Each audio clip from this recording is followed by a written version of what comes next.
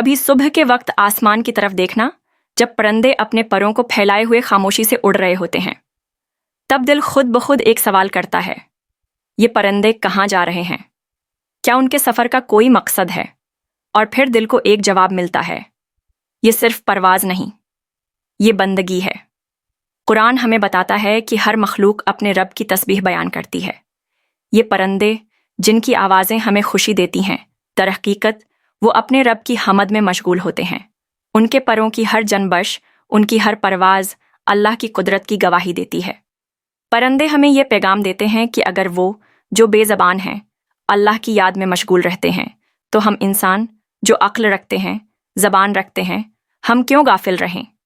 اللہ کی بنائی ہوئی ہر چیز اس کی عظمت بیان کرتی ہے، ہر پھول، ہر درخت، ہر ہوا کا جھونکا۔ اور یہ پرندے، یہ تو دن رات سبحان اللہ کی صدائیں بلند کرتے ہیں۔